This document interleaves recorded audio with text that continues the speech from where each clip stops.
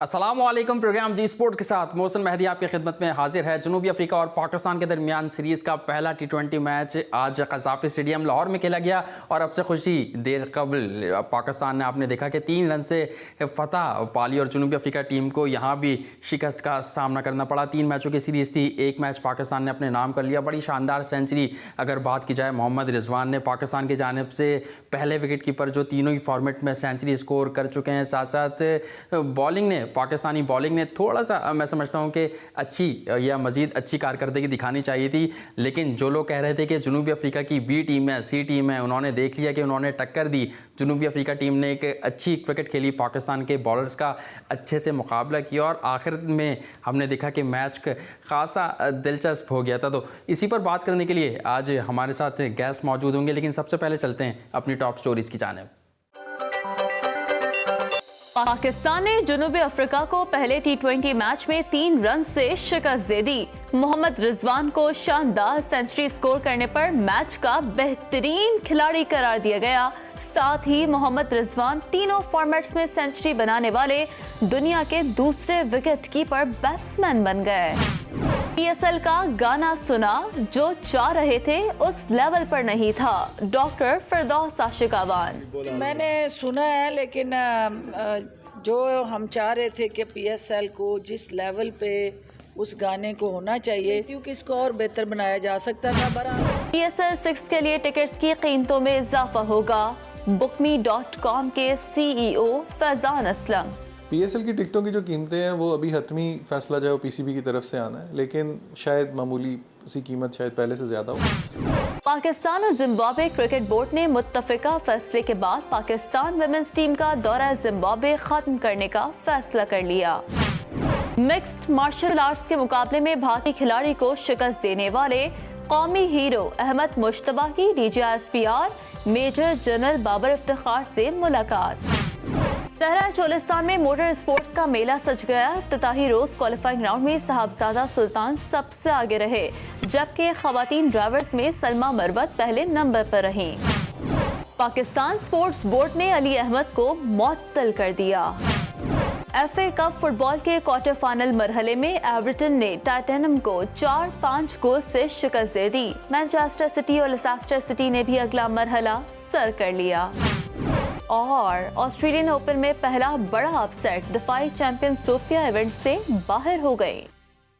ये आपने top stories देखी। मैच पर ही बात करेंगे। अब से कुछ देर कबल जो दिलचस्प मैच है वो अपने अख्ताम को पहुंचा। मोहम्मद रिजवान ने इनिंग में 7 छक्के लगाए और पहले बल्लेबाज बने वो 7 छक्के जिन्होंने पाकिस्तान की जानिब से किसी भी T20 क्रिकेट में लगाए। साथ साथ दूसरे बैट्समैन हैं अहमद शहजाद के बाद जिन्होंने सेंचुरी स्कोर की। और क्यों ना हो, जो मैनेजमेंट में जिस तरह मोहम्मद रिजवान को कॉन्फिडेंस दिया और हमने देखा बैटिंग विकेट दी, बड़ा ज़बरदस्त बॉल बल्ले पे आ रहा था जिसका भरपूर फ़ायदा मोहम्मद रिजवान ने उठाया। बाबर आजम थोड़ा सा बदकिस्मत रहे कि रन आउट हो गए। तो मैच पर बात करने के लिए हमारे साथ मौजूद है, इससे पहले भी आप इन्हें हमारे प्रोग्राम में देखते रहते हैं, सोशल मीडिया पर छाए रहते हैं, मुख्तलिफ प्लेटफॉर्म पर अपने तज्ज़िये से आवाम को आगाह करते रहते हैं, कमेंट्री भी बेहद करते हैं। और साथ साथ अगर डोमेस्टिक क्रिकेट की बात की जाए तो काफ़ी वसी तजर्बा है इनको फर्स्ट क्लास क्रिकेट का। इंटरनेशनल क्रिकेट भी खेली है। मैं बात कर रहा हूँ साबिक इंटरनेशनल क्रिकेटर महमूद हामिद की। महमूद हामिद साहब, आपको वेलकम करूँगा शो में। जी शुक्रिया।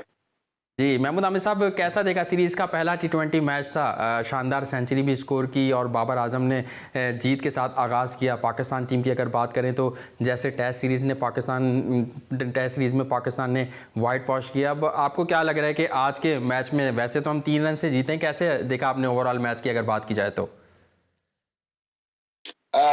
Good win for Pakistan. मैं समझता हूँ कि बहुत ही ज़बरदस्त विक्ट्री थी पाकिस्तान के लिए, जिस तरह टेस्ट सीरीज खेली है। और totally credit goes to Rizwan.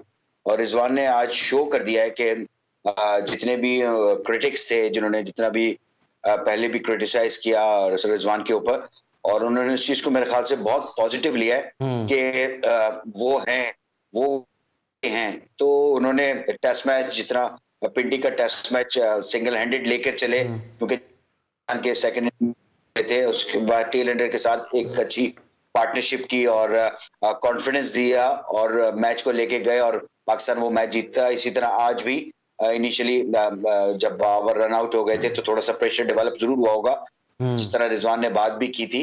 कि वो जो गेम प्लान था जो आज उनको दिया गया था वो उसी अंदाज से उसको खेलते चले गए और I think one of the best inning उन्होंने आज खेली है। जिस तरह सब ये कहते थे कि रिजवान जो है छक्के नहीं लगा सकते, तो आज वो भी उन्होंने उस चीज का जो है वो भी बता दिया कि मैं छक्के भी लगा सकता हूं। तो आज जिस तरह उन्होंने 7 छक्के लगाए तो ओवरऑल आउटस्टैंडिंग क्रिकेट खेली आज रिजवान ने। बिल्कुल आउटस्टैंडिंग क्रिकेट खेली और लोग तो ये भी कह रहे हैं कि अब कराची किंग्स को हो सकता है पछतावा हो कि उन्होंने रिलीज़ कर दिया मोहम्मद रिजवान को, और मुल्तान सुल्तान अब हो सकता है कि मोहम्मद रिजवान वहाँ से भी ओपनिंग करते हुए हमें दिखाई दें। साथ साथ महमूद आमिर साहब, सिर्फ 3 रन से पाकिस्तान ये T20 मैच जीता है, तो इस पर आप क्या कहेंगे? क्योंकि मैच से कबल, सीरीज से कबल ये बातें हो रही थी कि जनूबी अफ्रीका की वो टीम नहीं है, तजुर्बेकार खिलाड़ी नहीं है, इनएक्सपीरियंस टीम है, तो इन्होंने कैसा आपने क्रिकेट देखी उनकी? देखिए थोड़ा सा फर्क तो जरूर था। अगर हम साउथ अफ्रीका को टेस्ट मैच में देखते हैं, उनकी फील्डिंग हमें not up to the mark नजर आ रही थी जो साउथ अफ्रीका का स्टैंडर्ड है। आज थोड़ी सी बेहतर हमें चीजें नजर आई हैं। अच्छा कैच भी एक नजर आया, फील्डिंग, ग्राउंड फील्डिंग अच्छी थी जो बाबर को रन आउट किया। ओवरऑल जो आज टीम थी वो बेहतर नजर आई। कहने को है एक्सपीरियंस, लेकिन T20 क्रिकेट बहुत ही शॉर्ट फॉर्मेट होता है। आप अगर मैच का पूरा मवाजना करें तो जब 5 ओवर में इनिशियली बहुत रन बन गए थे, 50 रन से ऊपर ही बन चुके थे, तो ऐसा लग रहा था कि मैच लेकर चले जाएंगे इजीली, लेकिन जो इम्पैक्ट पे डाला गया, फिर जिस तरह नवाज ने और उस्मान कादिर ने बॉलिंग की है, तो मैं समझता हूं कि जो भी इम्पैक्ट जो डाला है उसके बाद जहां पर 5 ओवर के अंदर 50 हो चुके थे, अगले 5 ओवर्स के अंदर मेरे ख्याल से 65 15-20 रन ही बने थे और विकेट भी मिल गई थी। उस्मान कादिर ने बड़ा जबरदस्त बॉलिंग की है। उस्मान कादिर की को बिल्कुल वो नहीं समझ पा रहे थे और उस्मान कादिर का बॉल जो है दोनों अच्छा हो रहा था, गुगली भी अच्छा कर रहे थे वो, और उनका लेग स्पिन भी बहुत अच्छा हो रहा था। तो उनका साथ जो उसके साथ जो दिया ना नवाज ने, नवाज ने बहुत अच्छी बॉलिंग की है। तो जो कॉम्बिनेशन बनता है ना वो बड़ा जबरदस्त नजर आया। तो हमने ये मैच में ये एक चीज देखी गई है कि यहाँ स्पिनर्स ने काफी डोमिनेट किया है। अगर उनकी तरफ से भी देखें तो शमी ने बड़ी जबरदस्त बॉलिंग की है और पाकिस्तान की तरफ से दोनों स्पिनर्स ने। तो मैं समझता हूं कि यहाँ पर थोड़ा सा अब टीम मैनेजमेंट को देखना पड़ेगा, क्योंकि आपके पास बाहर अगर आप देखते हैं तो जाहिद महमूद भी आपके पास बैठे हुए हैं और आपके पास एक और लेफ्ट आर्म स्पिनर अपना जफर गौर, दानिश अजीज भी आपके पास, वो जो बैटिंग भी बहुत अच्छी कर लेते हैं, साथ लेफ्ट आर्म स्पिन कर लेते हैं। तो आपके पास ऑप्शंस हैं अब, और आप उनको ट्राई अप कर सकते हैं, क्योंकि आगे जो आपके T20 वर्ल्ड कप है उसके लिए आपने कॉम्बिनेशंस बनाने हैं। तो this is the time to induct for a new player जिन्होंने परफॉर्म किया हुआ है। तो मेरे ख्याल से this is a better time कि आप इनको देख सकते हैं। और अभी तो महमूद आमिर साहब, किसको बिठाकर इनको मौका देना चाहिए, किसकी जगह इनको खिलाना चाहिए? बिल्कुल आप सही कह रहे हैं कि आपको होम एडवांटेज में इन लोगों को आजमाना चाहिए, यहाँ नहीं आजमाएंगे तो कब आजमाएंगे? देखिए आप मेरे ख्याल से आपके पास जिस तरह आप इफ्तिखार को की जगह मेरे ख्याल से बन नहीं पा रही है। अब उनको जिस तरह खिलाया जा रहा है, मेरे ख्याल से वहां पर एक आप ऑलराउंडर दानिश अजीज को अगर लेकर आ जाते हैं तो वो लेफ्ट आर्म स्पिन भी आपको बॉलिंग करके दे देगा, साथ में आउटस्टैंडिंग बैट्समैन भी है, फील्डर बहुत अच्छा है। तो एक आपको पैकेज मिल सकता है T20 क्रिकेट के अंदर। तो आपके पास चॉइसेस हैं, ये नहीं कि आपके पास चॉइसेस नहीं है। अब आप हुसैन तलत को भी खिला दें, Hussain Talat medium pace bowling भी कर लेते हैं, साथ फ़हीम अशरफ भी हैं आपके पास। लेकिन आप देख रहे हैं कि कहां पर अब पाकिस्तान के अंदर जहां पर क्रिकेट हो रही है वहां पर डोमिनेशन किस चीज की हो रही है। तो अगर आपके पास आप 2 स्पिनर आप खिलाते हैं तो आपको 8 ओवर्स मिलते हैं, ठीक है। तो अगर आप 3 स्पिनर खिलाएंगे तो आपको 12 ओवर्स का एक चांस है कि आपके 12 ओवर्स होंगे जो आप स्पिनर से करा सकते हैं। फिर 8 ओवर्स आपके पास, फिर आप शाहीन शाह आफरीदी हैं, फिर हारिस रऊफ आप खिला रहे हैं। फिर आप इन फास्ट बॉलर्स को अगर जिनकी अगर रन्स पड़ते हैं तो आप वहां पर चेंज कर सकते हैं। आप उन बॉलर्स को आप हुसैन तलत से बॉल करवा सकते हैं, लाइक आप फ़हीम अशरफ से। फ़हीम अशरफ थोड़े से एक्सपेंसिव आज रहे हैं, 37 रन दिए उन्होंने 3 ओवर के अंदर। हारिस रऊफ जो है वो ज्यादा एक्सपेंसिव। अब देखना ये है कि आपने इनको बॉलिंग कहाँ करवानी है, इंपॉर्टेंट ये है। क्योंकि हारिस रऊफ को हमने देखा है कि नया बॉल्स के ऊपर उनसे इतना अच्छा वो बॉल नहीं कर पा रहे, रादर के वो मिडिल ऑर्डर्स में आए और बिल्कुल डेथ ओवर्स में बॉलिंग करें, तो वहां पर आपको देखना पड़ेगा कि आपने किस तरह बॉलिंग आपको करानी है। बाबर आजम को ये सारी चीजें देखनी पड़ेंगी, क्योंकि देखिए मैच एकदम हाथ में आने के बाद भी फिर 3 रन से आप जीते हो, जबकि आपको और मार्जिन से मैच जीतना चाहिए था। तो T20 क्रिकेट के अंदर सडनली जो है वो मैच चेंज होता है, 2 ओवर से मैच चेंज हो जाता है। तो बिल्कुल अगर आप हम सही कह रहे हैं कि पाकिस्तान 2 की ओवर से मैच चेंज हो जाता है। ब्रेक का मुझे कहा जा रहा है, और आपने अच्छा पॉइंट उठाया। अगर हारिस रऊफ की बात करें तो 4 ओवर में 44 रन उन्होंने दिए। इस बात करेंगे फ़हीम अशरफ भी थोड़े से एक्सपेंसिव हमें नज़र आए, बल्कि काफ़ी एक्सपेंसिव नज़र आए। साथ साथ सरफराज अहमद पर कितना प्रेशर होगा, नाजरीन ये भी महमूद आमिर साहब से जानेंगे, क्योंकि मोहम्मद रिजवान माशाल्लाह से परफॉर्मेंस देते जा रहे हैं, परफॉर्म करे जा रहे हैं। तो बेंच पर सरफराज अहमद बैठे हैं, और कहा ही जा रहा था कि T20 में लोग ये कह रहे थे, क्रिकेट माहिरीन ये कह रहे थे T20 में सरफराज अहमद को मौका देना चाहिए। अब क्या सुनैरियो है, क्या सुनैरियो तब्दील होता हुआ नजर आ रहा है, तो ब्रेक के बाद जब वापस आएंगे तो इस पर भी नजर डालेंगे। कहीं मत जाइए, देखते रहिए जी स्पोर्ट्स।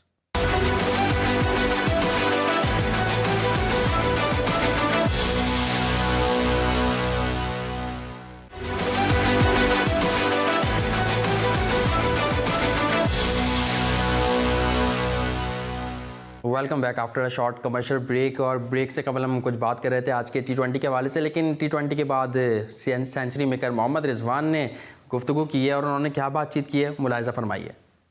मेरे लिए तो ऑनर की बात है ही है, मगर मैं इस चीज़ पे खुश हूँ कि दुनिया का विकेट की पाकिस्तान की विकेट कीपर बैट्समैन जो तीनों फॉर्मेट में सेंचुरी की है, तो एक मेरे लिए एजाज़ कि पाकिस्तान के सतह पे मैंने ये अल्हम्दुलिल्लाह अचीव किया कि जिस तरह पिच अर्ली ऑन ग्रिप कर रहा था, अगर खुदा न खास्ता मैं वहाँ पे विकेट दे लेता तो शायद ये आज ये रिजल्ट ना होता जिस तरह है। हर एक चीज़ को देखना पड़ता है, पिच को रीड करना पड़ता है, क्योंकि हमें तो यही सिखाया गया है अपने सीनियर्स प्लेयर से, अपने जो हमारे बड़े बड़े लेजेंड हैं अल्हम्दुलिल्लाह, हम यही सिखाते हैं कि पहले सबसे पहले जाके पिच को रीड करो कि पिच की डिमांड क्या है, उस हिसाब से फिर खेलो।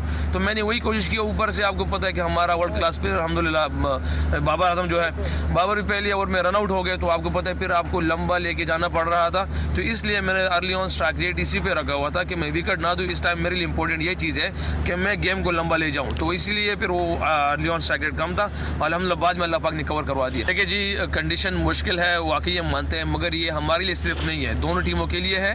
इस टीम में अगर आप देख लें अल्हम्दुलिल्लाह जिस तरह हमारे पास हमारी बॉलिंग स्ट्रेंथ है, उन्होंने आज करके दिखाया। हमारे स्पिनर्स ने जैसे बॉलिंग की है, नवाज ने बॉलिंग की है, उस्मान कादिर ने बॉलिंग की है, एंड में जिस तरह फ़हीम शाहीन शाह और क्या कहते हैं हैरी भाई, इन लोगों ने जिस तरह कवर किया सबके सामने, अर्ली ऑन उन लोगों ने रस किए, फिर भी उसके बावजूद हमने इतनी एफर्ट की अल्हम्दुलिल्लाह कि 170 में उनको कवर कर गए। तो ये हमारी एक स्ट्रेंथ है। डिफिकल्ट हमारी सब चीज़, हमारे लिए सब कुछ डिफिकल्ट है, उनके लिए भी डिफिकल्ट है। अल्हम्दुलिल्लाह एक मोमेंटम बना हुआ है, कोशिश करेंगे कि इसको थ्रू करें इंशाल्लाह। बिल्कुल आपने सुना मोहम्मद रिजवान की गुफ्तगू। उनका ये कहना था कि सीरीज़ की पहले फतह टीम के एतमाद को बहाल करती है, मज़ीद इजाफा होता है एतमाद में। साथ साथ जैसे मैंने ब्रेक से कबल कहा था कि अब कुछ बात करेंगे सरफराज अहमद की, जो इस वक्त बेंच पर बैठे हुए हैं, बल्कि इस वक्त नहीं, काफ़ी अरसे से काफ़ी टूर्स में हमने देखा कि उनको बेंच पर बिठा के रखा हुआ है। तो महमूद आमिर साहब हमारे साथ मौजूद है। महमूद आमिर साहब, क्या कहेंगे सरफराज अहमद के मामले पर? कितना प्रेशर उन पर भी बिल्डअप हो रहा होगा, या फिर मैनेजमेंट पर भी प्रेशर होगा? क्या कहेंगे इस पर? पहले प्रेशर किस बात का, प्रेशर क्यों कह रहे हैं उस चीज को? अब रिजवान को चांस मिला है, वो प्रूफ कर रहा है उस चीज को। तीनों अच्छा, फॉर्मेट मैं ये कह रहा था जैसे सरफराज अहमद को काफ़ी अरसे से बाहर बिठाया हुआ है, हमने देखा अभी डोमेस्टिक सीजन भी हुआ, सिंध की टीम वहाँ भी थोड़ा सा मुश्किलात का शिकार रही। साथ साथ वनडे कप की बात करें, अच्छा परफॉर्म कर रही थी सिंध की टीम। वहाँ आप नहीं समझते कि उनके कुछ लोग T10 खेलने चले गए थे, जहाँ पर वो सेमी हार गए थे? तो आपको नहीं लगता कि मैनेजमेंट को या क्रिकेट बोर्ड को ये चाहिए था कि भाई सरफराज अहमद खेल नहीं रहे, अगर डोमेस्टिक में जाएंगे, खेलेंगे, परफॉर्म करेंगे, फॉर्म भी बहाल होगी?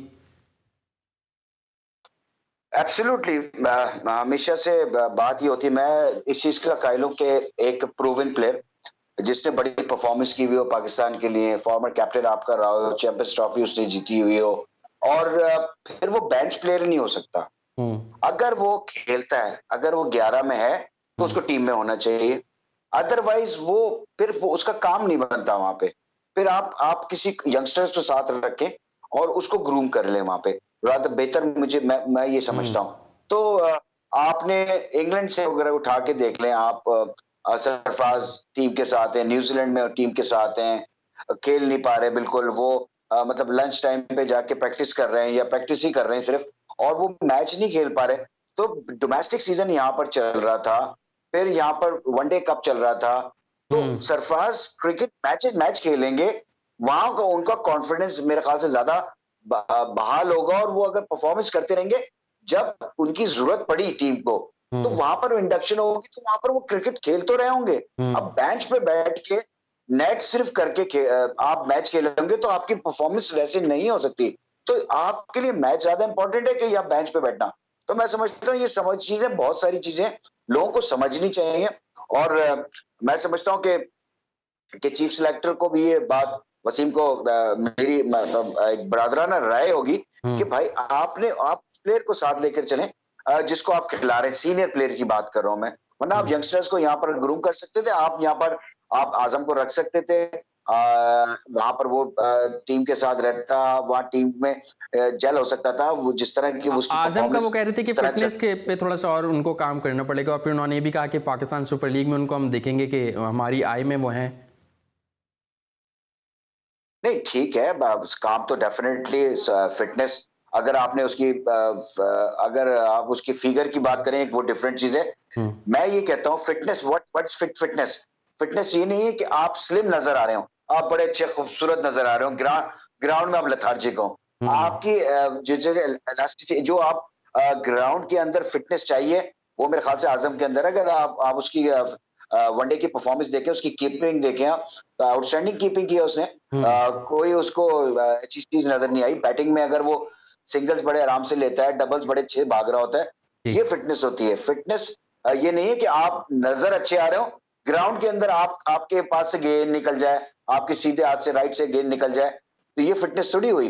तो ये सारी चीजें सबको देखनी चाहिए मेरे ख्याल से। और डेफिनेटली हाँ, आजम को इस पे काम करना भी पड़ेगा कि अपने आप को थोड़ा सा कम करना पड़ेगा और ज्यादा फिटनेस करे। कि कोच चाह रहा है कि मजीद फिट होके वो पाकिस्तान टीम में है, तो डेफिनेटली एक मैसेज पास हुआ है उसको, और मेरे ख्याल से उसको और मेहनत करनी चाहिए और अपने आप को मजीद फिट करके पाकिस्तान टीम के लिए वो जो है वो मेरे ख्याल से फ्यूचर के लिए बड़ा अच्छा प्लेयर आपके लिए साबित होगा। लेकिन मैं सरफराज को यही कहूंगा कि उनको क्रिकेट खेलनी चाहिए, रादर के वो बेंच के बैठ के और पाकिस्तान टीम के साथ ट्रैवल करते ना। आई डोंट थिंक सो कि इतने बड़े प्लेयर को जिसने इतनी क्रिकेट खेली हो वो बेंच के ऊपर बैठे। बिल्कुल, आप ये समझते हैं कि अगर किसी का फॉर्म बहाल करनी है या एतमाद बहाल करना है तो उसे क्रिकेट खिलाएं, मैचेस खिलाएं, और ये सिस्टम को सोचना चाहिए। आपने बरादराना मशवरा भी दिया मोहम्मद वसीम को। इस वक्त कॉलर हमारे साथ मौजूद हैं। कौन सा, आप कहाँ से क्या बात कर रहे हैं? महमूद साहब, मोहसिन मेहदी साहब, आप दोनों को बहुत बहुत सलाम। वालेकुम अस्सलाम। आज के मैच में इंटरेस्टिंग रहा, लेकिन मैं समझता हूँ कि हमारी बैटिंग लाइन भी कमजोर नजर आई, बॉलिंग लाइन तो खासतौर पे कमजोर आई, फास्ट बॉलिंग तो हमारी बहुत ही कमजोर आई। अगर एक शॉट लग जाता तो मैच हार भी सकते थे। तो अभी हमारी बॉलिंग लिटिल बिट एक्सपीरियंस कम होने की वजह से इशू आ रहा है, या हमारे पास टैलेंट ही इतना है कि साउथ अफ्रीका की ऑलमोस्ट ए टीम बोलूंगा मैं, उनकी जिस तरह से उनकी सीनियर प्लेयर्स नहीं थे, तो उस हिसाब से मैच बड़ा एंड तक चला गया। अगर यही उनकी पूरी टीम होती तो हमारे लिए, हमारी बॉलिंग को मैच बचाना बड़ा मुश्किल हो जाता। नहीं ठीक है, आप बॉलिंग बैटिंग की बात कर रहे हैं। महमूद आमिर साहब से मैं बिल्कुल जान लेता हूँ ये सवाल। महमूद आमिर साहब, पहले बैटिंग की अगर बात करें, क्योंकि कुछ लोग ये बात कर रहे हैं, सोशल मीडिया पर भी अभी मैं देख रहा था, काफ़ी जो क्रिकेट एक्सपर्ट्स हैं, क्रिकेट की समझबूझ रखते हैं, वो ये बात कर रहे हैं कि पाकिस्तान टीम को जनूबी अफ्रीका का अगर ये बैटिंग, ये अगर बॉलिंग लाइनअप देखें जनूबी अफ्रीका टीम की, इसको मद्देनज़र रखते हुए जो कौमी टीम के बल्लेबाज हैं उनको 200 रन तो कम अज़ कम करने चाहिए थे। बल्कि विकेट और जनूबी अफ्रीकी लाइन अगर यहाँ पर कोई और टीम होती तो 200 से ज़्यादा ही रन्स करती। अभी एक साबिक टेस्ट क्रिकेटर से मेरी बात हो रही थी शो से पहले, तो वो मुझे यही बात कर रहे थे कि ये विकेट और जनूबी अफ्रीका के जो बॉलर्स हैं, इन एक्सपीरियंस टीम है, इसका भरपूर फ़ायदा उठाना चाहिए था, जैसे मोहम्मद रिजवान ने उठाया। अनफॉर्चुनेटली बाबर आजम थोड़ा सा रन आउट हो गए, इसका भी असर पड़ा होगा। लेकिन हमें पावर प्ले का भी देखना होगा, क्योंकि अगर जदीद क्रिकेट की बात करें, इंग्लैंड की, ऑस्ट्रेलिया की, इंडिया की, पावर प्ले का बड़ा ज़बरदस्त इस्तेमाल करते हैं। उनके टॉप ऑर्डर की बात करें, ओपनर्स की बात करें, यहाँ हमने थोड़ा सा लैग देखा अपनी टीम में कि ये यहाँ पर भी काम करना पड़ेगा, मैं समझता हूँ, कौमी टीम को। एक और कॉलर हमारे साथ मौजूद हैं। कौन सा, आप कहाँ से बात कर रहे हैं, क्या कहना चाहेंगे? अस्सलाम वालेकुम जी, खालिद हुसैन आपका पुराना कॉलर। कैसे हैं सर? वालेकुम अस्सलाम सर, मैं बिल्कुल ठीक ठाक। क्या कहेंगे, मैच आपने देखा, कैसा लगा आपको? हाँ, क्या मैच कमी देखा। पेशी नजर आई? मैच में देखें, कमी पेशी की बात नहीं, ये बात आप लोग ज़हन में रखें। जी। Pakistan is always a late starter, ठीक है। आप पिछले रिकॉर्ड जितने दिए हैं वनडे क्रिकेट T20 के, इसके आप उठा के देख लीजिए। तो ये है कि मतलब पाकिस्तान पिक देर से करता है, ठीक है कि नहीं। आने वाले मैचेस में डेफिनेटली इम्प्रूव परफॉर्मेंस होगी। ये अभी पहला मैच था और आई एम डेट श्योर के नेक्स्ट 2 मैचेस जो है वो बहुत अच्छे होंगे। और यही मैं इनसे महमूद भाई से पूछता हूँ कि जो पाकिस्तान लेट स्टार्टर है, इनका कमबैक हो सकता है तो कितना स्ट्रॉन्गली, यही मेरा क्वेश्चन है। ठीक है, मैं आपका सवाल बिल्कुल पूछूंगा। महमूद आमिर साहब, इससे पहले जो कॉलर मौजूद थे उन्होंने कहा कि पाकिस्तान की जो बैटिंग लाइन है उसको कुछ ज़्यादा स्कोर करना चाहिए था। 170 ज़्यादा स्कोर नहीं था इस विकेट पर, क्या कहेंगे इस पर? देखिए, जैसे रिजवान ने बात की थी ना कि जिस तरह का पिच होता है उसके हिसाब से आपको स्टार्ट लेना पड़ता है। इनिशियली आपकी 1 विकेट गिर गई थी तो रिजवान के पास एक बड़ा बोझ आ गया था कि वो किस तरह गेम को लेकर चलें। लेकिन हाँ, ये जरूर है कि हम जो 6 ओवर में हम सबसे, हमारा जो स्ट्राइक रेट है वो सबसे कम है इस वक्त अगर हम देखे जाएं। ओवरऑल इवन हमारा अफगानिस्तान से भी कम है जो पहले 6 ओवर में हम बैटिंग करते हैं। तो हाँ, यहाँ पर हमें थोड़ा सा एक्सेलरेट करना पड़ेगा और इसके ऊपर हमें काम करना पड़ेगा कि पहले 6 ओवर के अंदर जितने मैक्सिमम हम रन्स कर सकें विदाउट विकेट, तो हमें ये चीज को डेवलप करना पड़ेगा। और मेरे ख्याल से अगर देखें, बहुत सारी चीजें होती हैं इसके अंदर। अगर बाबर आजम और रिजवान ओपन करते हैं और दोनों एक साथ अगर खेलते हैं, दोनों ही टाइम लेते हैं, दोनों प्लेयर्स ऐसे हैं वो टाइम लेंगे, लेकिन जब सेट होने के बाद वो अपने रन्स थ्रू करते हैं तो मेरे ख्याल से समटाइम्स कुछ चीजें अच्छी भी हो जाती है, टीम के लिए फायदेमंद भी हो जाती हैं। फिर बाद में जिस तरह अगर आप देखें 10 ओवर में आई थिंक हमारे 70 रन थे और 70 प्लस रन थे और फिर हमें 11वां ओवर जो था उसके अंदर रन्स बने तो एकदम हमारा एक्सेलरेट हुआ जिसमें 3 छक्के लगाए रिजवान ने। सो हम लोग थोड़ा सा, सही बात है कि थोड़ा सा लेट स्टार्ट करते हैं और यहाँ पर और रन्स बच सकते थे। 170 रन मैं समझता हूँ कि यहाँ पर बहुत अच्छे रन नहीं कह सकते आप, कि अगर आप देखें मैच इतना फंसने के बाद भी 3 रन से आप जीते हैं। बिल्कुल। तो अभी आपको बहुत सारी चीजों के ऊपर काम करना है। आपकी जो डेथ बॉलिंग है, मैं नहीं समझता कि फ़हीम अशरफ जो है वो आपको डेथ ओवर्स में, मेरे ख्याल से महमूद आमिर आखिरी ओवर में, साहब, कता कलामी की माजरत, मैं बॉलिंग पर बात करूंगा, लेकिन ये बैटिंग के हवाले से जैसे कि मोहम्मद रिजवान ने 104 रन बनाए, अगर टीम का कुल स्कोर देखें 169, 170 का टारगेट हमारी टीम देती है जनूबी अफ्रीका को। अगर इसमें से मोहम्मद रिजवान के 104 रन निकाल दें तो फिर बाकी आने वाले बल्लेबाजों ने क्या परफॉर्म किया? 65 रन बनाए बाकी बल्लेबाजों ने। सो बिल्कुल सही बात है। हाँ, अब वहां पर आपके, अब देखें दो प्लेयर आपके ऐसे थे जो कि अच्छा स्टार्ट लिया फिर उसके बाद विकेट अपनी दे के चले गए। एक हुसैन तलत और एक 3 नंबर पे हमारा ये हैदर अच्छा खेल रहे थे, उन्होंने बना लिए थे। सो इनको थोड़ा सा अपने ऊपर बिलीव होना चाहिए कि हम थोड़ा सा और खेलेंगे तो हम टीम के लिए फायदेमंद कर सकते हैं। अब 20-25 रन जो है वो फेयर इनफ नहीं होंगे इनके लिए। अब T20 क्रिकेट के अंदर अब नीचे जब ऐसे प्लेयर्स की बारी आती है तो वो टाइम ही ऐसा होता है कि आपको डू एंड डाई सिचुएशन होती है कि आपको ठीक है, आप ये कह रहे हैं कि प्लेयर्स को खुद पर बिलीव होना चाहिए। हुसैन तलत हैं या फिर हैदर अली हैं, और फिर मैं ये भी समझता हूँ कि मैनेजमेंट को भी, जैसे मैनेजमेंट मोहम्मद रिजवान काफ़ी कॉन्फिडेंस दे रही है, पूरा एतमाद कर रही है, रख रही है उनको, ऐसी दीगर प्लेयर्स के साथ भी मैनेजमेंट का सलूक होना चाहिए, क्रिकेट बोर्ड का सलूक होना चाहिए। नाज़रीन, वक्त तो एक ब्रेक के बाद जब वापस आएंगे तो महमूद अहमद साहब से जानेंगे क्या मोहम्मद हफीज़ की कमी इस मैच में या इस सीरीज़ में महसूस होगी। आज पहला मैच हो चुका तो पहले मैच में उनसे जानेंगे कि उनको लगता है कि मोहम्मद हफीज़ की कमी टीम में मौजूद होगी। साथ साथ वक़ार यूनिस की परफॉर्मेंस या मिसबाह उल हक की परफॉर्मेंस और यूनिस खान ने जो बातें की थी पहले मैच से कबल, वो भी महमूद अहमद साहब से जानेंगे। तो कहीं मत जाइए, जुड़े रहिए जी स्पोर्ट्स के साथ।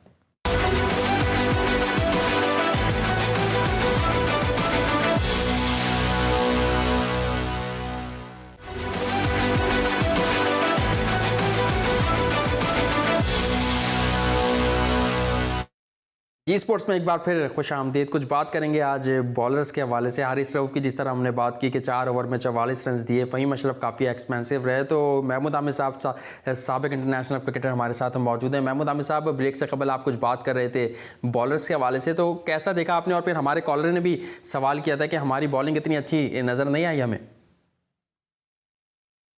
जी बिल्कुल, मैंने पहले भी ये बात की थी कि शाहीन से आप जब आप पहला ओवर ज़रूर उससे वो स्टार्टर बहुत ज़बरदस्त है। जी। क्योंकि पहले ओवर में जिस तरह वो बॉल करता है, एक आध विकेट लेकर आपको दे देता है। आप फिर उसको फिर बीच में ले आए, मतलब जिस तरह करके आप बॉलिंग कर आपको टी20 के अंदर एक साथ बॉलिंग तो करवानी नहीं होती। आपने 1 ओवर कराया, फिर 5 ओवर कराया और फिर आखिर में आपने जो है उससे 2 ओवर करवा लिए। आपको हारिस रऊफ को मैंने जैसे कहा है कि वो नया बॉल उनसे अ, अच्छा क्विक है, लेकिन थोड़ी-सी लेंथ का थोड़ा-सा प्रॉब्लम मुझे नज़र आया है। आज तो खासकर बहुत ज़्यादा नज़र आया कि जिस तरह उनको वो देख रहे थे कि वो बैक फुट पे ही है और वो मुसलसल उनको पीछे करे चले जा रहे थे बॉल और वहां पर उन्होंने 4 चौके खाए। तो थोड़ा-सा यहाँ पर रियलाइज़ खुद भी करना पड़ता है कि क्या बॉलिंग करनी है, थोड़ी-सी स्लोअर वन या कुछ और आप वो ओवर निकालना होता है आपने किसी तरह कि जब आपको 1-2 उस इनिशियली 2 चौके आपको लग चुके होते हैं, तो आपको ओवर निकालना होता है, तो वहाँ आप गलती पे गलती कीजिए। तो ये थोड़ा-सा सीखना पड़ेगा ये इन प्लेयर्स को लेकिन और सर कौन सिखाएगा बाबर इन प्लेयर्स को, क्योंकि वक़ार यूनुस साहब ने कल जो प्रेस कॉन्फ्रेंस की उन्होंने ये बात कही कि मुझ पर अगर कोई तनकीद करता है तो मुझे कोई फ़र्क नहीं पड़ता और ना मैं उसका जवाब देना पसंद करता हूं, क्योंकि फिर मोहम्मद वसीम साहब ने जब ये स्क्वाड अनाउंस किया था तो ये बात कही थी कि ये जो लड़के हैं इनको वर्ल्ड कप तक हमें लेके जाना है। तो आपको लग रहा है कि सही है, मतलब गलतियाँ करके सीखेंगे बॉलर्स? देखिए बात ये है कि जो वकार ने कहा क्रिटिसिज्म तो देखिए होता है हमेशा से। हाँ, ये बात जो है कंस्ट्रक्टिव क्रिटिसिज्म वो ये चीज होती है कि आप जो गलती कर रहे हो आप क्रिटिसाइज करते हो, आप sake of the improvement of the team आप इम्प्रूवमेंट की बात करते हैं कि किस तरह ठीक हो सकती है। जैसे मैं बात कर रहा हूँ कि हारिस रऊफ को थोड़ा सा आउट ऑफ द बॉक्स जाके सोचना चाहिए था वहां पर। हो डेफिनेटली विके ने बताया जरूर होगा हारिस को कि भाई तुमने किस तरह बॉलिंग करनी है, कहां पर जब अगर तुम्हें हिट आउट हो रहा होगा हर ओवर के बाद जाके तो नहीं बता सकता कोच। तो ये सारी चीजें प्लान में तो होंगी, एग्जीक्यूट करना प्लेयर का काम होता है। बिल्कुल। अब मैं जैसे बात कर रहा हूँ हारिस रऊफ ने कहां पर बॉलिंग करनी है, कहां वो अच्छे नजर आते हैं, तो मैं समझता हूँ कि उनको पांचवा छठा छठा ओवर आप उनसे करवाएं, ठीक है, फिर आप एक 10वां ओवर उनसे करवा लेके फिर बाद में उनसे एंड के डेथ ओवर्स 2 ओवर उनसे करवाएं, वहां पर आपको ज्यादा फायदेमंद रहने के रादर कि आप उनको नया बॉल करें। तो मैं मेरी एक स्ट्रेटजी है एज ए प्लान मैं बता रहा हूँ। शायद कोच की और मिसबाह उल हक की सोच कुछ और सोच रहे हो, वो किस और तरीके से खिलाना चाह रहे हो, लेकिन मैं क्रिटिसाइज नहीं कर रहा, मैं एक अपने तौर पे वो किस तरह अच्छी बॉलिंग कर सकते हैं, आपने किस तरह प्लेयर्स को यूटिलाइज करना है। तो जैसे आप बीच में एकदम से नवाज को लेकर आए थे, बहुत अच्छा आपका डिसीजन था और फिर जब आपको वहां पर तो आपके स्पिनर ने आपको बचा के दिया।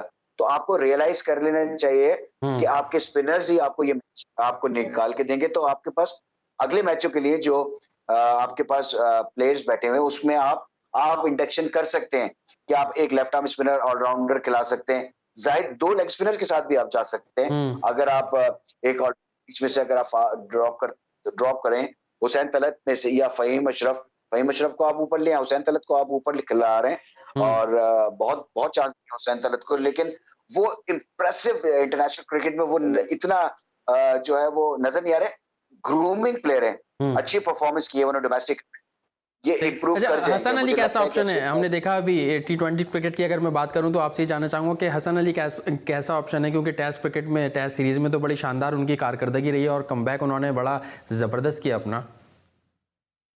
देखिए हसन अली शॉर्टर फॉर्मेट और वनडे क्रिकेट में उसने बड़ी अच्छी परफॉर्मेंस की है और वो हसन अली आए कौन से फॉर्मेट से अच्छी परफॉर्मेंस करके, पीएसएल से तो आया है।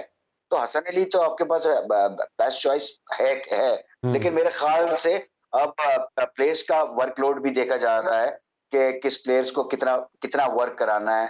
अभी उन्होंने जिस तरह टेस्ट मैच क्योंकि एकदम फिट इंजरी से वो वापस आए थे डोमेस्टिक के लिए, तो काफी उसके ऊपर वर्कलोड हुआ होगा, तो मेरे ख्याल से उसको थोड़ा सा रेस्ट कराया होगा। मेरे ख्याल से अब शाहीन शाह आफरीदी को भी आप थोड़ा सा उसका वर्कलोड भी कम करना पड़ेगा। बिल्कुल, शाहीन शाह की आपने बात की, लेकिन हमने ये भी देखा मोहम्मद हसनैन को भी रखा जाता है लेकिन उनको खिलाया नहीं जाता। तो फिर कब खेलेंगे ये लड़के जब इनको अपनी सरजमीन पे महमूद आमिर साहब मौका नहीं मिलेगा? आपने बिल्कुल सही बात की कि शाहीन शाह आफरीदी पे काफ़ी ज़्यादा वर्कलोड है, अभी आगे उनको PSL भी खेलना है और फिर ये अगर पूरी सीरीज़ खिलाएगी टीम मैनेजमेंट तो मैं भी समझता हूँ कि उनको शाहीन शाह आफरीदी को थोड़ा सा आराम देना चाहिए। एब्सोल्युटली, तो आपके पास हसनैन बैठा हुआ है, आप हसनैन को आप ट्राई करें, आप उसको खिलाएं। उसने भी आपके लिए परफॉर्मेंस करके दी हुई है, जो खेला है वो पुराना।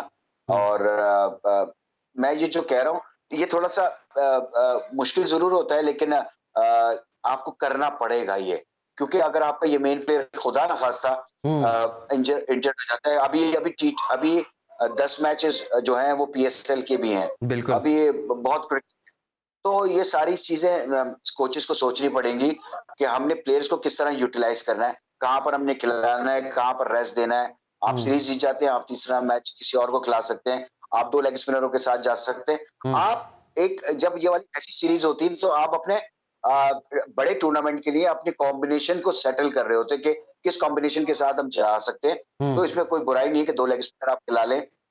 इसमें कोई बुराई नहीं है कि 2 लेग स्पिनर को खिलाने। साथ साथ ये भी बताइएगा, मोहम्मद हफीज की कमी आपको आज के मैच में महसूस हुई मिडिल ऑर्डर में, या फिर सही है यंग प्लेयर्स के साथ जाना चाहिए टीम को?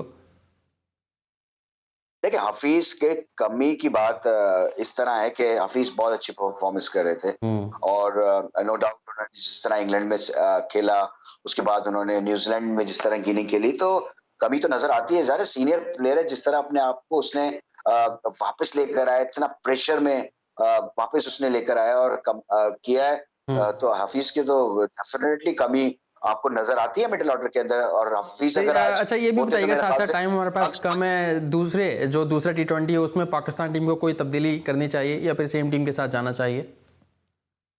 मेरे ख्याल से कि यहाँ पर एक स्पिनर और बनता है इस पिच के हिसाब से। कौन हो सकता है? दानिश अजीज? मेरे ख्याल से आप दानिश के साथ जा सकते हैं, आप एज ए ऑलराउंडर उसको आप डाल सकते हैं, और इफ्तिखार की जगह आप डाल सकते हैं आप उसको।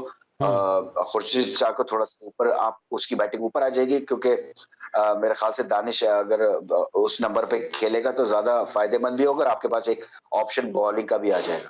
सही, ठीक है, बहुत बहुत शुक्रिया। महमूद आमिर साहब साबिक इंटरनेशनल क्रिकेटर हमारे साथ मौजूद थे। और नाज़रीन, आपने देखा कि हमने T20 के हवाले से बातचीत की, लेकिन कुछ बात करते हैं पाकिस्तान सुपर लीग के हवाले से। अब तो हुकूमती जो वज़रा हैं वो भी इस सॉन्ग के हवाले से लबकुशाई कर रहे हैं, और आज फिरदौस आशिक अवान ने पाकिस्तान सुपर लीग के सॉन्ग जो है उस हवाले से बातचीत की है। क्या बात की उन्होंने, मुलाहिज़ा फरमाइएगा। सुना है, लेकिन जो हम चाह रहे थे कि PSL को जिस लेवल पे उस गाने को होना चाहिए, वो मेरी अगर इंटरनेशनल प्लेयर्स के सामने क्रिकेट ना होती तो सिर्फ डिस्ट्रिक्ट क्रिकेट या क्लब क्रिकेट हो रही होती, तो उसमें वो हिट गाना था।